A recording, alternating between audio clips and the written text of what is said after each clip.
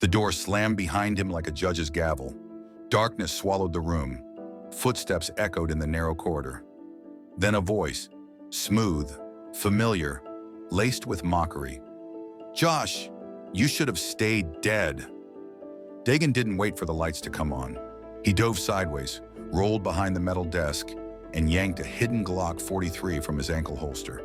A shot rang out, silenced, precise. It punched through the edge of the desk, missing his ribs by inches. Dagan fired twice. Silence, then footsteps retreating, fast. He rose, heart racing, swept the room. Empty. Whoever it was had keys, clearance. They knew where to find him. He was deep in the lion's den now. In a crumbling underground parking garage in Bat Yam, Dagan met her again. Yael Cohen, Mossad director. But she wasn't here on orders. She was here off books. Her face was pale. She looked 10 years older than when he'd last seen her at HQ. "You were supposed to be dead," she whispered. "You're not the first to say that tonight," Dagan replied, still gripping his side where the bullet had grazed him. Yael slid a micro-drive across the car's hood. "This is what got 2 agents killed last month. You're looking at the Judas File." Encrypted under 3 layers of outdated Soviet ciphers, the Judas File was a cold archive. Names, dates, money transfers, operational breaches, going back over a decade.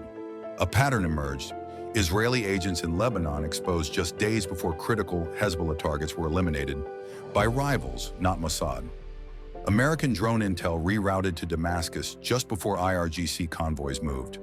Internal assassination orders approved under Rafi Barak's name, but never sent to field agents. Someone inside Mossad had been trading lives for favors, leaking not just to enemies, but to friends, allies, NATO partners, even elements in Washington. Dagan's voice dropped. "This isn't just betrayal, this is a market." Yael didn't disagree. "You're not chasing a mole, Josh. You're chasing a business." In Beirut, a closed-door meeting ended with a single instruction: find the girl. They had photos of Maya, surveillance stills, heat signatures outside her apartment, and a forged Lebanese passport issued for her extraction. She was Dagan's weakness, and they were going to use her to draw him out. Dagan and Yael devised a plan. Risky, brutal, simple. Let Rafi Barak think he'd succeeded in killing Dagan. Then feed him false intel, a new operation in Amman, a potential high-value assassination. Yael leaked the information through a controlled channel. If Rafi was the leak, it would get out fast. It did. Within 12 hours, Jordanian intelligence had repositioned operatives. The CIA had pulled assets, and Hezbollah's Quds-linked contacts were on alert in Amman. Confirmed. Rafi was the Judas.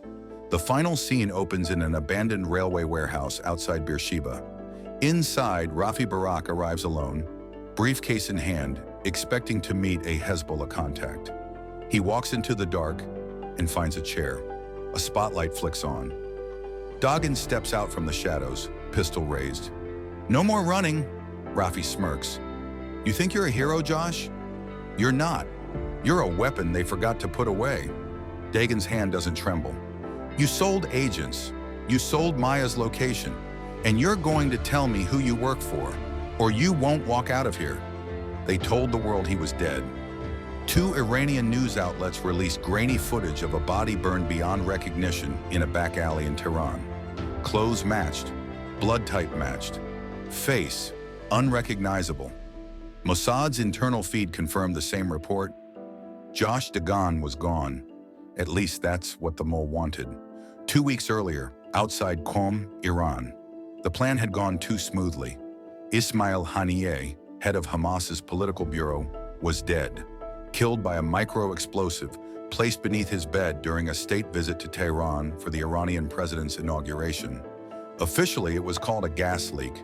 Unofficially, every intelligence agency from Beirut to Langley knew Mossad had pulled it off, but someone had tipped off the IRGC. Dagan had barely escaped. It was time to disappear. Using a corpse from a local morgue and a carefully planted trail of DNA, Dagan staged his death. Within 24 hours, Tehran believed he was a dead man. Within 48, so did his own agency. He needed space. He needed silence. He needed the truth. Somewhere in Cyprus. The man across from him poured cheap whiskey into 2 coffee cups. Levi Dahan, ex-Mossad operations commander. Ghost. Last seen 6 years ago in Cairo before a mission gone wrong. Officially dishonored. Unofficially, still watching. You really went through with it, Levi muttered. Faked your own death. You always did have bigger balls than brains? Dagan sipped, ignoring the jab. Someone's leaking intel. I nearly died in Tehran. I've been burned, and you know damn well what that means. Levi's eyes darkened. The moment they can't control you, they erase you. Dagan nodded. I need access. Ghost servers, back channels, unfiltered agency traffic. You still have them? Levi stood up. Follow me. Deep beneath a fishing village, Levi's system tapped into what Mossad agents called the Red Net. Unofficial satellite uplinks, burst transmissions, and orphaned encrypted protocols that only the oldest spooks remembered. Together, they began tracing mission leaks over the past 18 months, cross-referencing failed ops, suspicious reassignments, vanishing case officers. One name kept appearing in the metadata. Commander Rafi Barak, Senior Liaison Officer, Mossad HQ. Dagan had briefed under him more than once. Rafi? Dagan muttered. He's old school. Levi shrugged. Old school's where they hide the real ghosts. Then something else came up. Rafi had just requested a surveillance sweep on Maya. Dagan's chest tightened. She was careful, always. Burner phone, no patterns. But she wasn't trained to disappear like he was. So when a man in a black raincoat followed her from the supermarket to her apartment building, she noticed. He didn't speak. He just watched. She ducked inside and locked the door. And that's when she found a white envelope on the floor, slipped under while she was out. Inside, a single photo of her and Dagan drinking tea on her balcony. A date, a timestamp. She was being watched, and he had warned her, stay away from the city. Director Yael Cohen studied the reports. Hania was dead. Dagan was dead. Or so she was told. But something felt wrong. Every leak, every failure, every unexplained access request. She reviewed internal logs. 3 high-clearance entries into Black Archives 17, where Hania's Tehran file had been stored.